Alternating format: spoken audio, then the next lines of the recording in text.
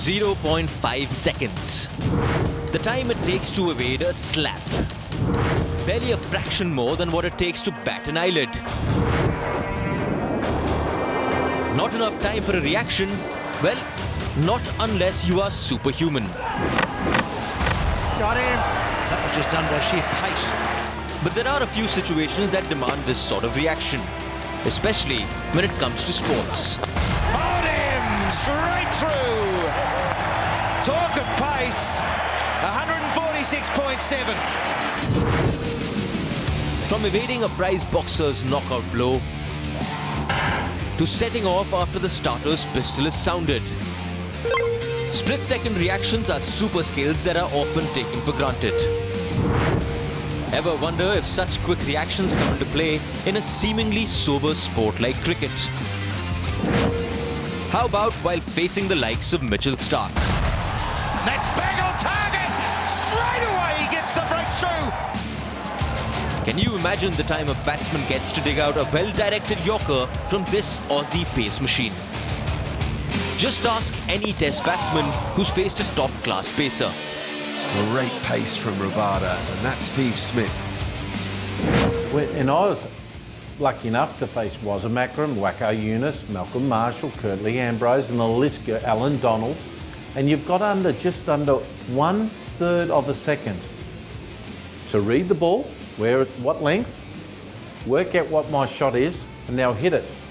Now, when you play over 140 kilometres an hour, you make a mistake on length or your shot, 3 things are going to happen.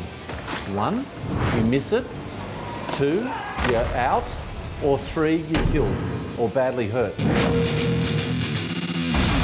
The hard red ball, aimed at you at nearly 90 miles an hour. In a little more than a blink of an eye, you have to react.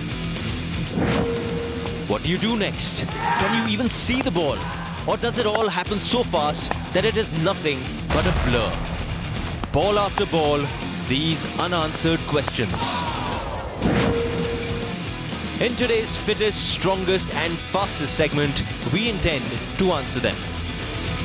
In the last 10 Olympic Games, the difference between 1 and 4 in the 100-meter finals has been 0.5%. And that 0.5% is 2/100ths of a second. Okay? To give you an indication of how fast that is, it takes you 3/100ths of a second to blink. So if you blinked at the wrong time, 4 people would have passed the finish line, of which you'd only know 1 person. In cricket, we can draw the exact same reference. Over 22 yards, if you take a speed of 90 miles an hour, the ball will take 4/100ths of a second to reach the batter. The neuromuscular impulse, which means the speed at which the eye sees something, sends that message to the brain, and the brain sends the muscle impulse back to the muscle to react, takes 150 milliseconds, which means that he's taking in all the information from the time the bowler starts running up all the way into his delivery stride. And the first 2 meters of ball flight is all the time he has got to take to judge line, to judge length, to judge speed, to judge swing, and to judge bounce before he makes a decision on what shot to play and whether to play in the correct place to get a gap and score some runs. So a batsman like AB de Villiers has less than half a second to make up his mind and react. He can either defend, attack, or leave. And if it's aimed at his chin, he better duck, and duck fast.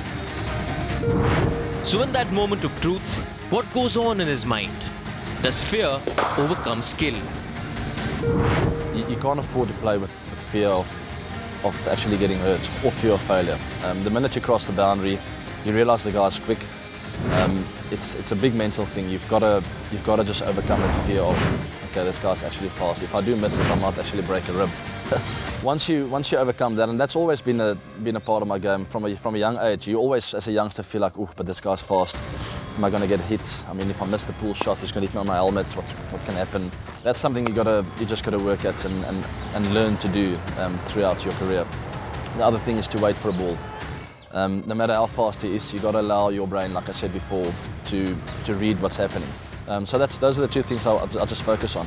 Really give it a split second to actually come, so that you give yourself the best opportunity to play the right line, to see the right length, etc. It even takes a lot out of one of the world's best batsmen to react at such high speeds. And it all begins at a very young age. But how does one even hone something as natural as reflexes and make them faster? There's a good stroke. Quickly into position, gave it all he had. So that when the time comes, a split second can seem like an eternity, at least to those watching from a distance. I wish I could get all the people in India and around the world to sit right next to me and feel the movement, the energy of a ball coming to you at 150 kilometres an hour or 100 mile an hour. I'm telling you, it's frightening. And you have to learn it.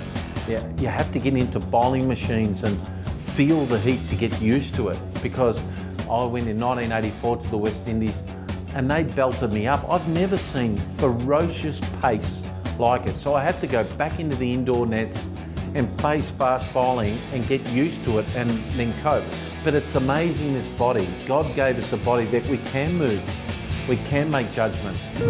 And have you ever wondered just how fast 90 miles an hour is?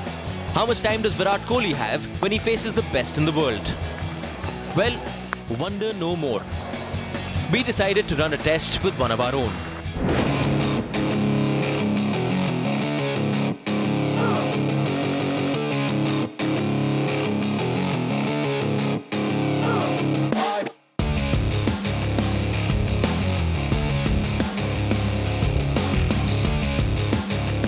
I hope I'm all set. I'm going to start with 120 kilometre प्रति घंटा की रफ्तार से ये bowling. I hope 150 तक हम धीरे-धीरे जाएं.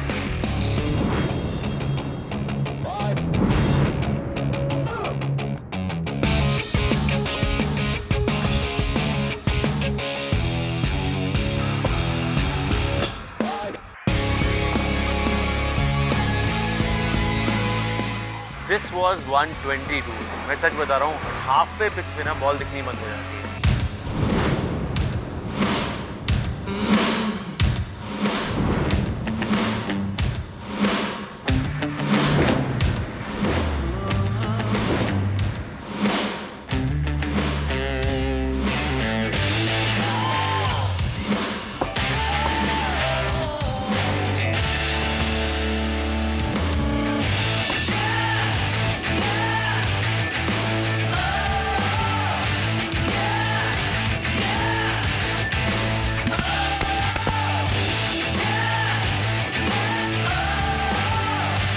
इमेजिन जहाँ से आपके मेरे बैट्समैन की कहानी खत्म हो जाती है, वहाँ से इंटरनेशनल बैट्समैन की कहानी शुरू होती है.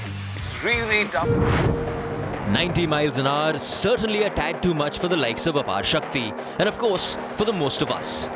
In other words, it is next to impossible for a layman to face anything close to 90 miles an hour on a cricket pitch. When it comes to reflexes and reaction times, even fitness is important. And being game ready always helps. That's a good lead here, Rohade. Reaction timing is a component of fitness that is trainable like any other component of fitness. Reaction training is broken up into two components. It's broken up into the static drills that you would be doing on the field, drills that all cricketers go through, whether you're a slip fielder, a short leg fielder, or a batter, you'll be doing these drills. And the second important component to visual reaction training is actually the visual skills, is how well you see it. You've heard of that famous saying that says, if you can't see it, how are you expected to hit it? And this is where the vision training actually comes in. But today, we're going to focus on the static drills that cricketers would do. We're going to do a straight tennis ball rapid fire drill. Ready? Let's go.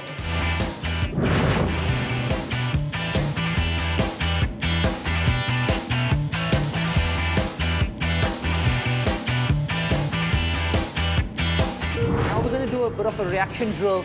I'm going to be throwing the balls onto the back of a booster ball to create a deflection.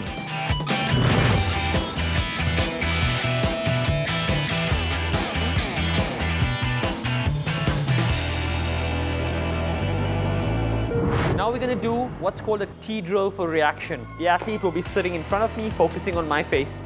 In his peripheral vision, he will notice two balls. When I release a ball, he will react and catch that ball.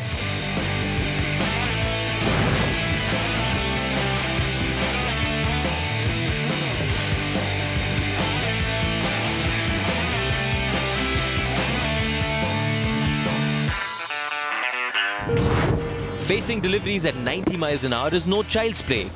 So the next time you feel like you could smack a short one right out of the park, sit back and take a moment. Because if you are in the line of fire, you won't even have that long.